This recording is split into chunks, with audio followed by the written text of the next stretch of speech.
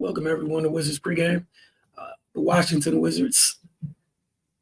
Tonight is the second of three games this week that the Washington Wizards uh, will be playing. Tonight they'll be in Houston. What I have up on the screen at the moment, have it going, is the latest game that Washington played. A really tough loss to the Pistons. The Wizards they're coming into this game hoping to snap a 9-game losing streak. The most recent loss with the Pistons, where Washington lost the lead late. They were up by 13 in the fourth. They were up by 5 with 14 seconds left. They ended up going to OT and then not being able to get the win. CJ McCollum's coming off a 3-game stretch of 25, 25, and 42 points respectively. The lowest he shot from the field in that stretch was 47.4. He shot 46.2 and 50% from three in 2 of the 3 games. And that game in the middle, the second 25-point game, he shot just 2 of 6 from deep. That was the only game that he didn't shoot well from range. Alex Sarr is currently leading the team with 18.5 points per game, 8.4 boards, and 2.5 blocks. The Wizards is 28th in offensive rating and 29th in defensive rating heading into tonight's matchup against the Rockets.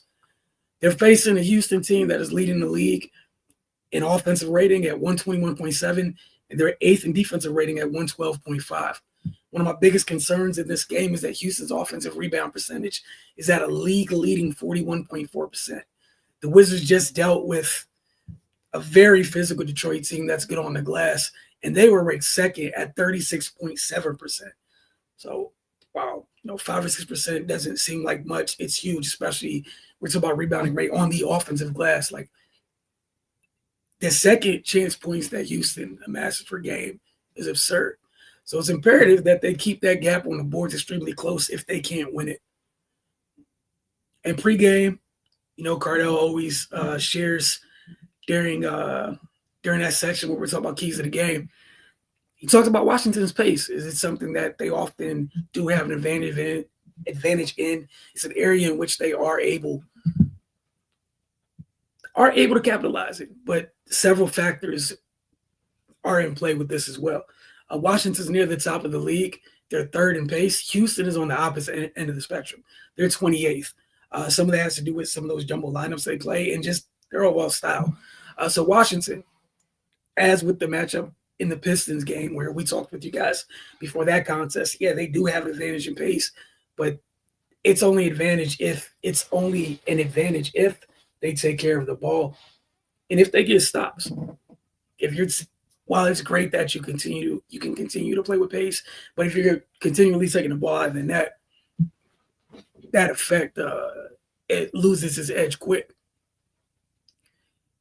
Again, going back to how important it is for them to generate stops and take care of the ball. It's just as important as that fight they're going to have on the glass tonight. Another area that can help Washington is that Houston's not that great at taking care of the ball either.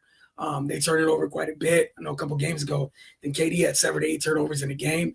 So that's something you can take advantage of if you're able to turn them over. So there's a windowed opportunity there along with the pace, but there's several factors in place.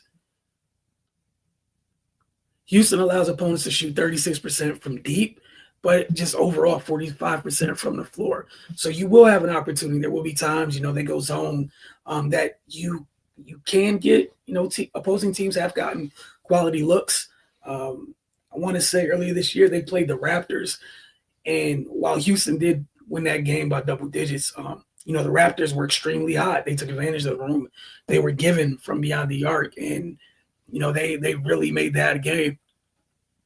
The 2-man game between Alperen Şengün and Kevin Durant has given a lot of teams issues. So I'm definitely looking forward to see how Washington chooses to deal with that.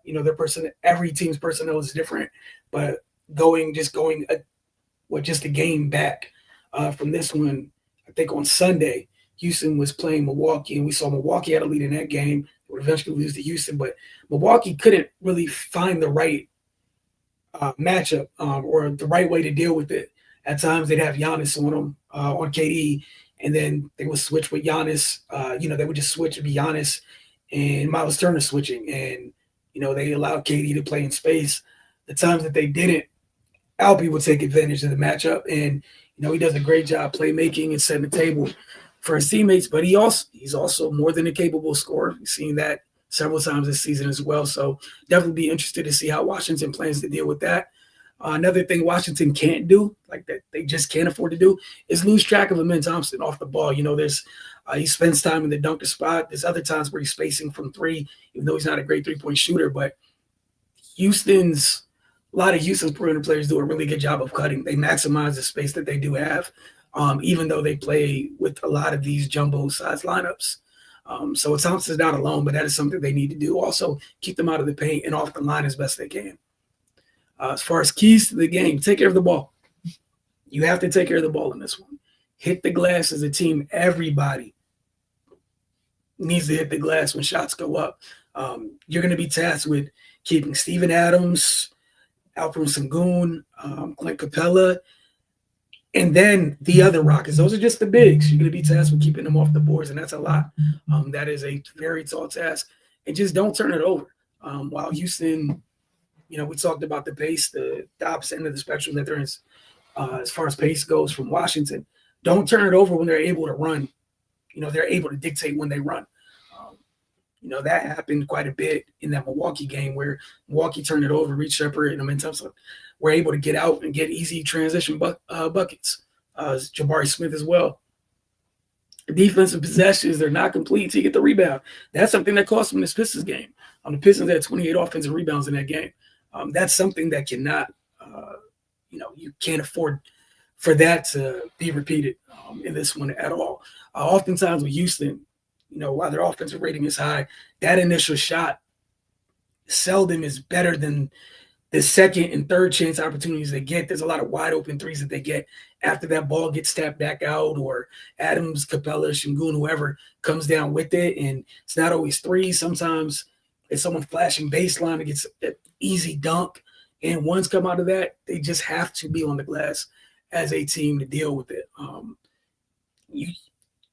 You're not going to be able to win this game if they have the same type of night the Pistons had offensive glass. It's just not going to happen.